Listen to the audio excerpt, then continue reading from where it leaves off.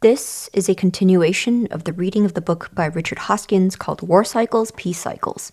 As this content is related to the broader scope of understanding macro and geopolitics, I felt this to be appropriate to include as part of the Interchain FM podcast. Enjoy.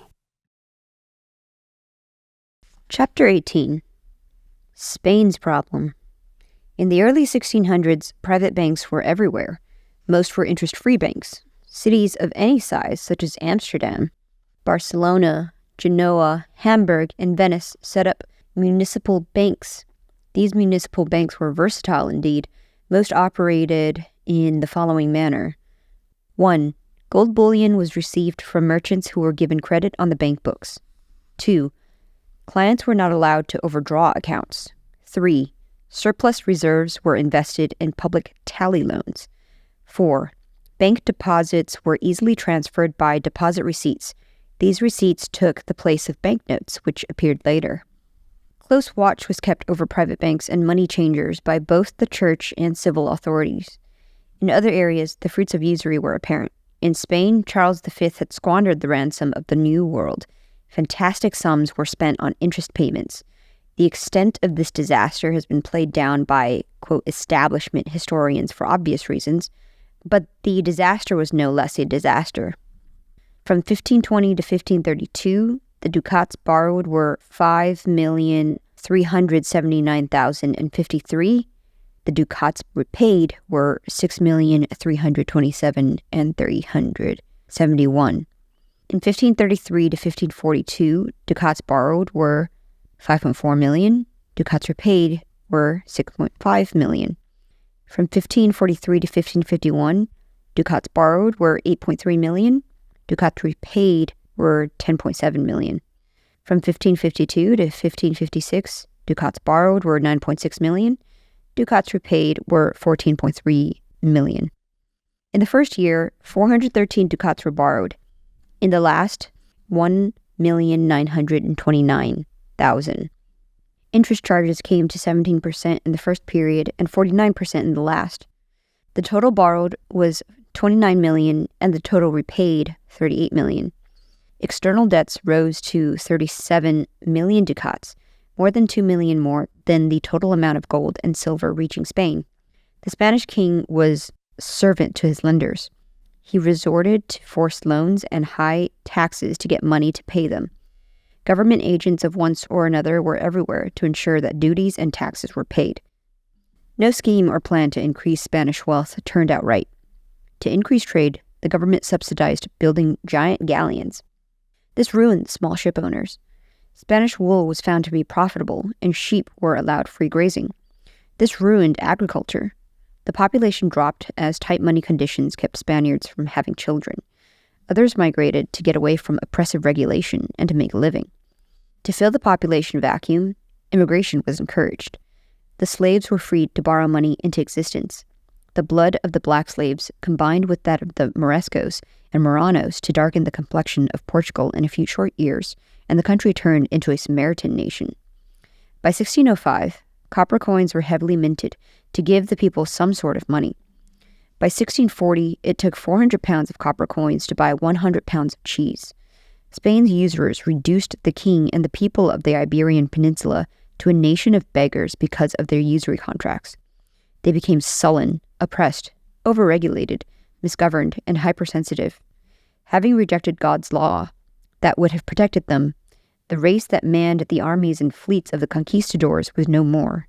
It had vanished. Spain was later occupied by Napoleon. France, Germany, and Italy were all occupied and governed by Napoleon. In 1808, Spain revolted against French rule. England's bankers, many of them descendants of Samaritan Moranos expelled earlier, came to Spain's assistance and allowed her to borrow money into existence at reasonable rates to buy munitions to fight the French. Spain was now obligated to German, French, Italian, and English bankers. South American revolutions. Spanish colonies in South America, long the victims of Spanish usury banking practices, utilized the time of Napoleon's occupation of Spain to revolt. The Bank of England allowed both Spain and her revolting colonies to borrow from her at the same time. Simon Bolivar traveled to London in June 1810. He had been commissioned by the newly formed Junta of Caracas to seek military and economic aid for the new independence movement. He found the London bankers open-handed.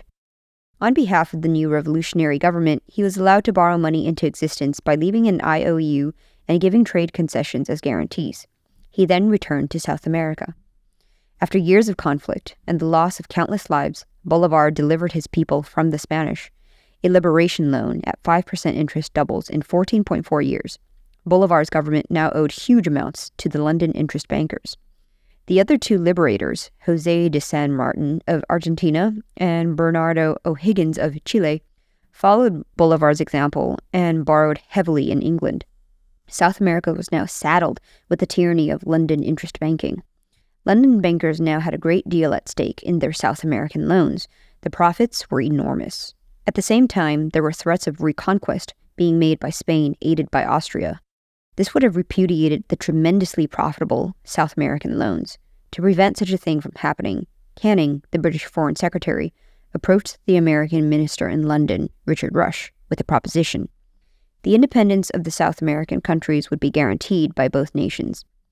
This resulted in the Monroe Doctrine being published in 1823. It had previous little to do with the love of South American nations and a great deal to do with the guaranteeing of British usury loans. South Americans have never in their history had enough money to repay their debts. Vain attempts to do so caused a flood of gold and silver to flow into England throughout the 1800s. It also helped the British to set up and maintain a much ballyhooed gold standard, but it left South America drained. These poor people don't even own the products of their own land. Cuba's sugar is not owned by Cubans. Brazil's coffee is not owned by Brazilians, and relatively little of value in Mexico is owned by Mexicans. When South America was first settled, Spain did with the South American Indians as she had done with her Morisco and Morano population at home. She kept them to work the mines and plantations instead of displacing them.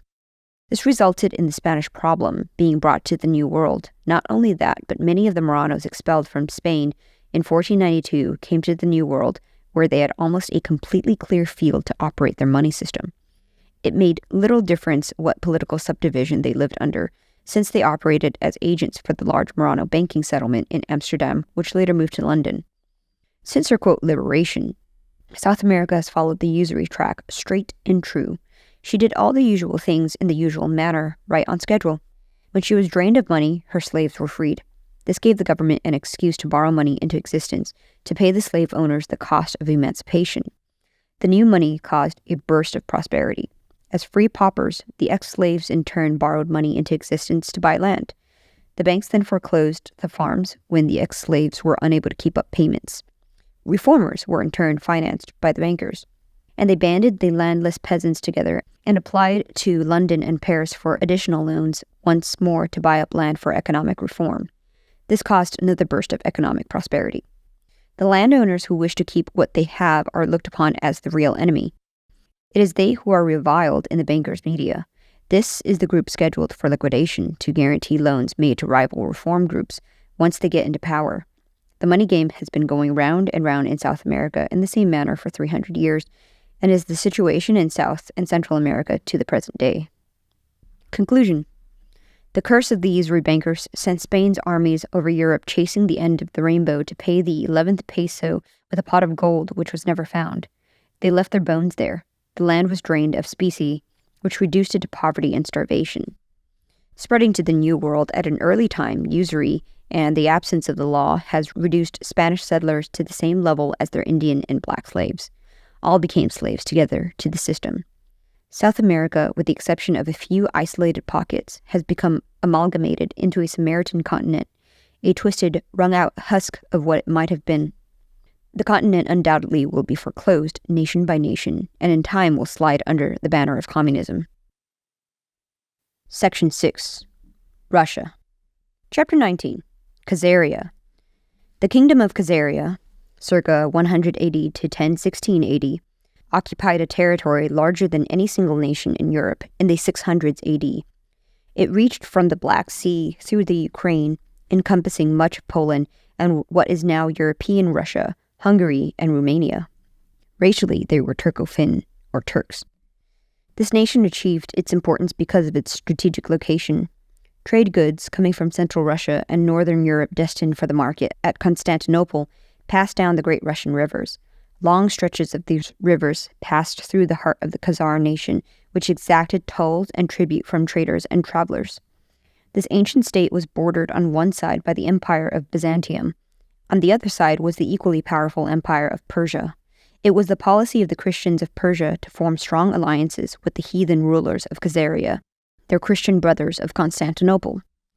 Thou shalt not avenge nor bear any grudge against the children of thy people. Leviticus chapter 19, verse 17 and 18.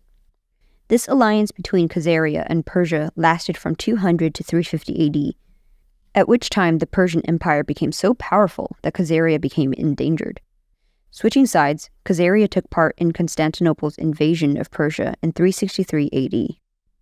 Khazaria became Constantinople's buffer state to the north. Unfortunately, its strategic location placed Khazaria in the middle of any invasion launched from the east. One of the first of these invasions was by Attila the Hun, who scattered and for a time extinguished the independence of the nation. Khazaria became the kingdom of Attila's oldest son in 448. When Attila died, the Khazar kingdom reformed. In 625, these people appeared under the name Khazars in Byzantine annals. To cement the alliance between Byzantium and Khazaria, the king of the Khazars was offered an imperial Christian princess. In return for the princess and trade treaties, Khazaria furnished 40,000 men in a joint war against the Persians. In 637, Christian Persia was struck down by the advancing power of Islam, and in 651 the Muslims began their subjugation of Khazaria with an 80-year war. In 737, the king and nobles were compelled to accept Islam. This state of affairs lasted until the Mohammedan flood ebbed. During this period, Christian Constantinople banished her Jewish inhabitants under instruction from her Christian priests. Thou shalt make no covenant with them. They shall not dwell in thy land, lest they make thee sin against me.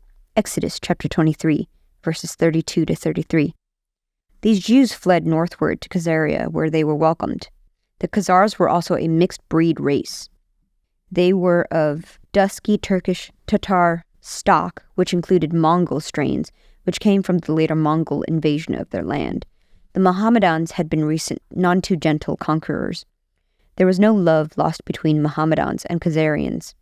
The newly arrived Jewish refugees from Constantinople brought with them a welcome choice from the Quran of Islam, the verbal traditions of the elders written in the Talmud.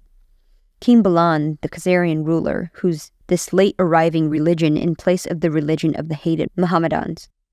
He and 4,000 of his nobles became converts. The entire country followed suit in time.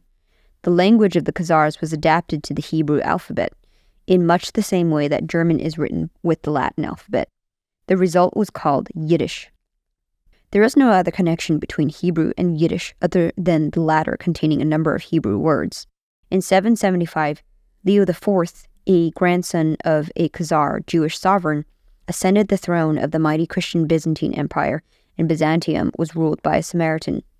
During this period, the king of Khazaria was honored in Constantinople as a potentate above even the Pope and other Christian kings of the West.